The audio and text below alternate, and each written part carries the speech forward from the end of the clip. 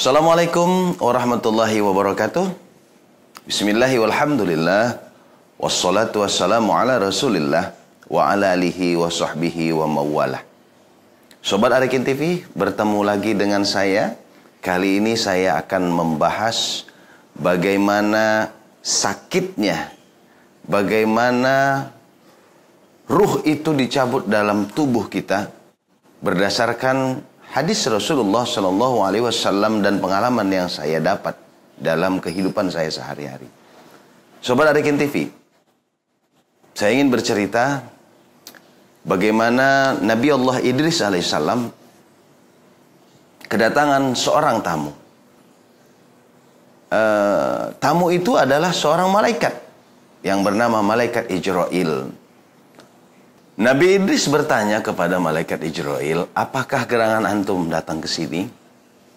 Malaikat Ijrail mengatakan, saya hanya ingin bersilaturahmi. Lalu timbullah ide Nabi Idris, saya ingin merasakan bagaimana sih rasanya mati itu. Lalu Malaikat Ijrail mengatakan, saya tidak akan bisa berbuat atau mencabut nyawa seseorang tanpa izin Allah. Rupanya saudara-saudara, percakapan Nabi Idris dan Malaikat Ijrail Allah mendengarkan. Lalu Allah mengatakan kepada Ijrail, ya Ijrail, cabutlah nyawa Idris. Padahal Nabi Idris belum waktunya waktu itu untuk mati. Setelah dicabut oleh Malaikat Ijrail atas izin Allah Subhanahu wa taala ruhnya Nabi Idris, karena memang belum waktunya Nabi Idris wafat waktu itu. Setelah dicabut, tidak beberapa lama dikembalikan lagi. Saudara-saudara, apa kata Idris setelah ruhnya dikembalikan, dimasukkan ke dalam tubuhnya?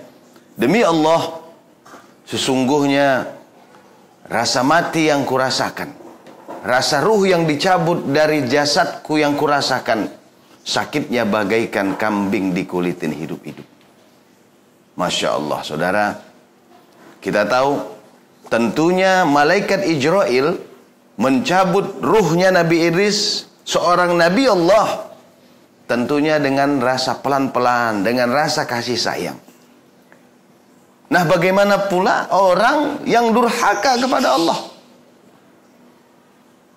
Nah, dari ini saudara-saudara, saya punya pengalaman. Berkebetulan saya hampir setiap hari melihat orang sakaratul maut.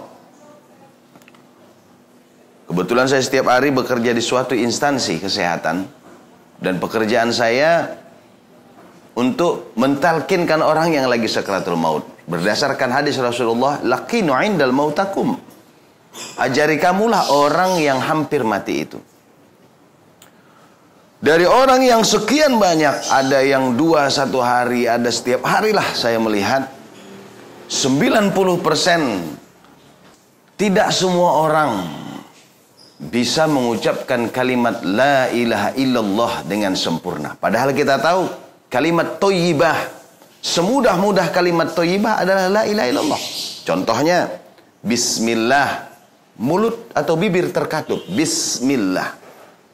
Alhamdulillah, bibir juga terkatup. Allahu Akbar, lebih ribet lagi. Subhanallah, tapi la ilaha illallah, mulut terbuka dengan mudahnya la ilaha illallah. Itu pun tidak semua orang bisa mengucapkan kalimat thayyibah ini. Padahal Rasulullah mengatakan, man qala akhiru kalamun la ilaha illallah dakhalal jannah.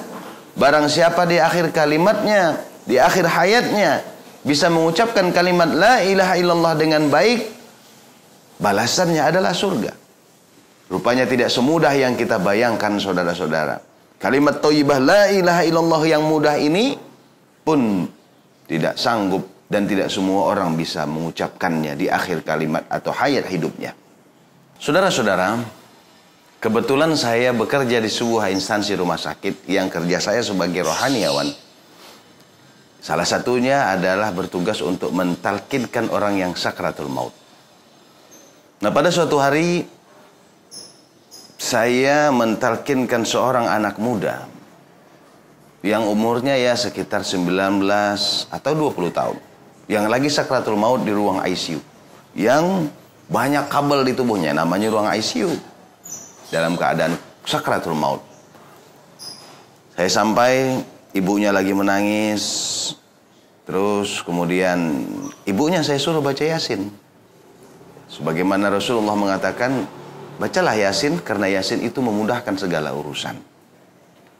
Nah setelah itu ibunya saya suruh baca Yasin, saya mengucapkan kalimat thayyibah di samping pemuda tersebut, di sebelah kanannya, kuping sebelah kanannya.